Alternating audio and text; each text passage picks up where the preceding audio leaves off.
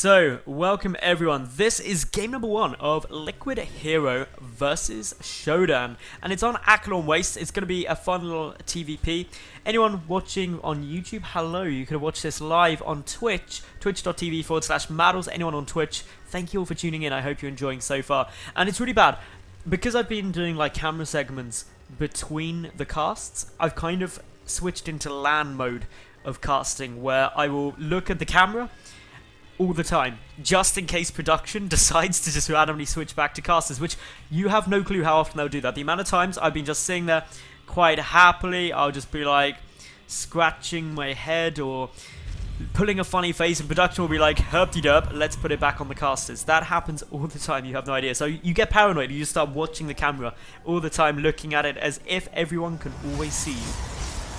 It's quite a freaky thing. But anyway, enough about that, a bit more about the game. Down in the bottom right position, spawning as the blue Protoss player, it's none other than Team Liquid's Hero. And his opponent up in the top left, the red Terran player, it is Shodan. Shodan's got the clan tag of NISC. Not quite sure what that is. I'm sure someone will let me know in the comment section or in the Twitch chat or something like that. But anyway, TVP. I always like to think of TVP, simply put, as 3 main steps. You've got step 1. That is where gateway units are really good. They destroy Marines quite effectively and are just great. Then Stim comes into play, and I like to call, well, Stim and Medevacs together. And infantry suddenly becomes nigh on unstoppable for Protoss. Until, of course, they get splash damage. Be that Storms, be that Colossi. Both are pretty good, but that's when the dynamic changes, and then you get into step 3, which is all about the late game composition, the balancing of High Templar with Storm, the Colossi up against the Vikings and Ghost composition of the Terran player. So lots of things can come down, but that's assuming the game follows the sort of normal macro route, as opposed to some kind of big all-in, some kind of real sneaky tech, maybe a proxy Stargate coming down around here somewhere, maybe a Dark Shrine, proxied or not, maybe a Widow Mine drop, those sort of things that can throw a player off their normal chain of thought, their normal game plan. Then, of course, the rulebook goes out the window and all the timings are off and things like that. But generally, what I said is a rough outline of how a TVP usually will go in terms of the stages. Now, we do see that Hero is putting this probe down nice and early, banking up enough minerals to chuck down the Nexus straight away. There shouldn't be any concerns there. All looking quite good. Meanwhile, though, over at Shodan's side, it's the Reactor Reaper play. So, double Reapers are going to be coming out. There's already going to be a Mothership core though by the time this hits. Now, while Acheron Waste does seem like a really great map to go Reapers on, sometimes you can run into some problems with it, because there is only actually this cliff area the Reapers are able to utilise. This is a double cliff, so anyone who plays much or watches much will know that's a double cliff. Reapers can't get up and down there. Minimises the entry and escape route, but there is also this cliff area. This is really useful because you can bump up and straight in, potentially avoiding any Marines that are down at the natural, adding as a little bit of defense. Now behind this, we just see that Shodan busy getting down a command center. 2 SCVs down here, perhaps just being a little bit cautious to see what's happening. A very cautious Shodan actually, but no, is he going to go for another CC? He is! He's going to go for a quick 3rd CC, so he's going for a Reapers CC into a CC, but this 3rd CC play isn't super uncommon, except for the fact that it's actually been placed at this base. That's what makes the absolutely massive difference. It's huge, because that now means they can start mining immediately. The muling as well can come down to the 3rd base, meaning that really you won't get mined out as quickly as your main or natural base. Big things. These Reapers can't do too much now, because there is a Stalker and a Mothership core down. They're just applying a bit of pressure and saying, don't move out. I will slaughter all of your probes, and if you move out of this base, I'm going to do that. Now, more Marines are coming out behind this. I really love this play, by the way. Hero, he doesn't really know anything yet. His scouting information is as far as this Mothership core has got. Whether he even comes over to check this 3rd is in the maybe category, because it's a very unusual thing to see that 3rd come down there. And the Mothership core may actually try and escape around the back, as opposed to coming straight over this 3rd base location. So, now we do see, anyway, the Hero will discover at least the natural's down. He's going to come and take a peek in. He may know that something's a bit fishy just by the timing of these additional barracks. That could alert him. Depends exactly when this Mothership core does get through and how close of attention Hero is playing. Now, Hero himself, he's going straight up to the robotics facility. 1 gate, 1 nexus, 1 cybercore, 1 Robo, and 1 Forge. This is a tech-heavy and upgrade-focused play. Oh, the Mothership Core gets forced back. That's going to be really frustrating now for Hero, because he doesn't actually know anything other than that there's a command center here. That is the only bit of information he's managed to achieve. He doesn't know about the 3rd CC. He doesn't know about these barracks were delayed, that the tech lab therefore was delayed, the gas timings, any of that. All is a non-information. The Reapers as well doing a great job of checking around for any proxy pylons, just to make sure that there's going to be no surprises later on down this game for the Terran. Now, Hero, with the upgrades, with the tech, is going to be in a good mid-game spot. Currently, he's insanely weak. If there was a big 2-base timing push coming, Hero could run into some issues, especially if it was an all-in, because he's invested so much into upgrades, he's invested so much into tech, that he just doesn't have a standing army, and that is really continuing. All of his production is coming off of 1 gate. He's completely reliant, actually, on the Mothership Core being able to chuck down a Fogue and overcharge. The Reaper is going to try and make its way up to get a scout, sacrificing itself. Shodan sees the additional gateways getting chucked down, as well as that robotic facility. Scouts the Forge. Will he get to see the Twilight Council? Yes, he does. Great information here for Shodan. Now knows exactly what's coming out. Can preempt the potential Templar archives, because he's seen that Twilight Council. That's the important thing that he scouted. Now, this could very well trigger a push from Shodan, because he knows that Hero is not going to really have anything. It just depends whether Shodan feels like he's got the option to come out and deal some damage with what he's got on the ground. To be honest, I don't think he has an getting a bit of a lag spike there, not quite sure what happened, but yeah, Hero, he can see that there are a few things. One little thing I would like to see from Shodan is a missile turret here. It's a really common thing you see lots of Terran players do, and it's precisely to take out that observer. It's quite an important thing to get in there. But anyway, we see that now the observer for Hero gets a full scout, knows the different timings, sees the tech lab researching something, sees the starport, it's not yet done, and I believe even saw, hasn't confirmed the 3rd CC yet. That could be a problem. Hero just shy of actually getting the confirmation that that's down there. Maybe not expecting it. Taking a look around though anyway. The UC Sonic Storm is also coming down back at home for Hero, so he is just taking straight up to that with charge. That means he's got the option of charge on Archon if things go a bit untoward, and he's got the Storm there as well, just for a nice little push if need be once that's down. But I'm still thinking that actually Shodan's in a good spot. He's only 10 workers behind, but he's got 3 mules, and he's had those for a long time, and as we can see by the income, that's giving him a fairly substantial chunk more minerals every minute than that of Hero. Hero, though, does still have really nice tech, and that's actually something that could be playing in properly nicely. So, going to be keeping a good little eye out on exactly what's happening here.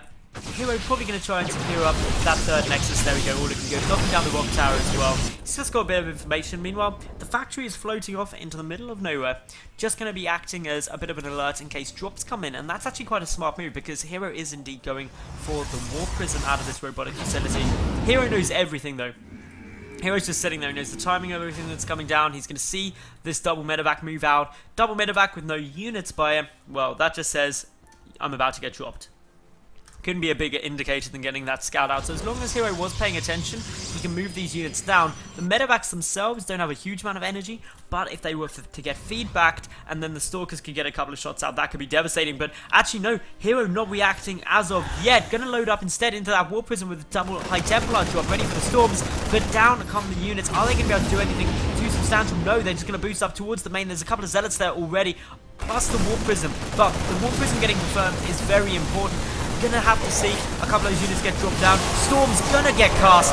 Big storms, one of which will do a huge amount of damage. Phone overcharge triggered as well now. Stalkers down the back, gonna try and get a medevac, but good control out of Shodan just means that straight away, up and out of there, things looking safe, but not really doing enough damage there. Shodan losing 710 resources this game to the 350 currently of Hero, but seeing the High Templar instantly triggers the Ghost Academy. Remember, none of those Vikings have been produced yet, so there wasn't a misread expecting Colossi. Really, Shodan knows what Hero's doing. He's got Hero's number and it's all looking pretty good. So I'd say between all of that, definitely going to be a fairly very happy sort of Terran player. Aside from losing more resources, at least he knows what's going on, and generally Terran players like that if they know what's happening. Hero, mind you, is not getting down a robotic space, so he's not even going to try and switch that up, go for the sneaky tech switch quite yet. Generally you tend to see the tech switch to whichever, whether either High Templar or Colossi, depending on which was got first. At around the 14-15 minute mark, you'll start seeing that come, and yep, there you go, right on cue, robotics bay. is getting started, ready to sync up for about a 15-minute Colossus. So this is all looking good. War Prism drop though coming in. Missile turret plus Marines could deny this, but it depends whether the Storms can get down. That's going to be the big thing. Oh, the Marines stimmed instantly. Great reactions. Meanwhile, you do have some infantry trying to push down through those rocks. The War Prism gets taken out. Nice control there. The Zealot gets taken down too. The rocks down. The scan sees that there is an army there. Doesn't want to move through this choke. This would be a very dangerous position for a Storm to hit. And that is why we just see Shodan pulling back. He's also got a handful of units up here by the natural. That poor Marauder. Sacrifice for the cause. That looked pretty painful. Worker count 72 SCVs to 68 probes. And now we do have some infantry moving up here. Fourth field trying to go down, but Hero unable to trap the infantry quite yet. But a big little move. Oh, sorry, big move in coming down. Big commitment as well. Storms could be devastating. Nice force field from Hero. His Zealots will be able to clean up a good chunk of that infantry. And again, while Hero has lost more this push than previously, it's still slightly in his favour, but not quite enough to really justify the fact that he's down in terms of income. And that's going to be very apparent to Hero at the moment, who will just move out, pick off a couple of units here. His first Colossus going to be just over the 15-minute mark. Not too much though. This is where the tech switches start coming in and we need to start seeing Viking production. But we've already got +1 flyer weapons coming down. The first 2 Vikings are out on the field. As long as that production keeps going, Shodan shouldn't have too much of a problem. But the 4th is now getting taken by Hero. This 4th base is quite important because it's coming down before the 4th CC has been started by Shodan. That's good in the sense that if Hero can hold it, he's going to have a better economy, but bad in the sense that Shodan is not investing 400 minerals into another command center. He is banking about 1,000 anyway though, and that's something which could be improved with a bit more production, but he's just going for a big quad drop. Unfortunately, photon cannon, feedback, and of course the Observer keeping an eye if anything comes into the main. Up in the main, we've got another High Templar, as well as the double photon cannon now just going down. So if this drop can get in before those photon cannons are done, we'll be successful. One medevac can get feedback, but that's pretty much it. But we do have a big swell of Protoss here. Is it going to be enough to be able to do some nice damage? Photon cannon could do some damage down here. The 2 up in the main are getting done. The boost needs to go down though. 1 great boost. Wow, amazing feedbacks. Some of those medevacs are getting very, very low. 1 gets taken out only though, and that means that 3 go through. Big storm. Meanwhile, down at the 3rd base, nice damage being done. Those Zealots trying to push in. The drop in the main is getting a lot of fire from those photon cannons. Of course, the medevacs have no energy either, so can't heal this up too quick. The infantry's still going defensively. There's a small chunk of units, a good number of ghosts though, which are allowing for some nice EMPs and snipes to go down. All in all, that was a fairly even trade. We can actually see that Hero losing fractionally more than Shodan for the first time in this game, but by such a small amount. It's incredibly close. And the medevac going down. That was not a nice loss there. Of course, Blink not quite done. It's got another 20 seconds, so this medevac may be able to survive. It depends how greedy Hero is, and he's not going to be chasing it. So yeah, medevac gets away. Double command center back at home. Shodan realizing, hang on, I'm banking up a bit too much in terms of the mineral front, so I'm going to spend some of that. Doesn't know about the 4th yet of Hero, and that's something to definitely keep an eye out for when those expansions come down. It's really important. Medevac's still just chilling here, not dead. Hero moving forward, trying to get himself into a bit more of a nice spot. Upgrades haven't mentioned much. It's currently 2-3 with +3 on both sides.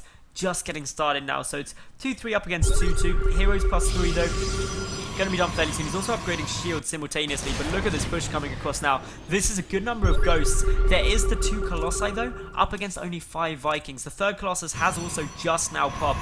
Should be making its way down somewhere, or at least is hiding somewhere. There we go. It is already with the army. Archon's getting morphed. The Storms and Colossi could be big, but there's just so many ghosts. That could be pretty insane. A couple of great ninja feedbacks though come out, and the ghosts do get killed. This is going to be a micro war to the max. Great EMPs coming down on a couple of those units there, but this is going to be a fairly tough engagement for both players. We've got to wait and see which way things are going to be going down. Are these Vikings going to be able to snipe off some of the Colossi? Well, they're moving very far forward. There are a couple of Archons, but now forward comes this army. Are the EMPs going to be good? Well, a couple of EMPs going off there already. Need to see some more though. Hero playing this very cautiously. Does get a storm down up on the high ground. Amazing storm. Deals so much damage and dealt some nice fire to those medevacs. That's exactly what Hero needs to be doing, and he's chasing down this army now, knowing he's got a solid advantage. Where are the EMPs? Well, the Vikings coming in trying to take out some of these Colossi, but the Storms, they're just dealing so much damage. The Wolf isn't able to get them into such an advantageous position. 1 Colossus falls, but now Hero is pushing down the door. He is chasing off this army. He is up massively in terms of supply. just that ninja High Templar round the back. He was a High Templar that should have been a Dark Templar. He went into the wrong career, and Shodan leaves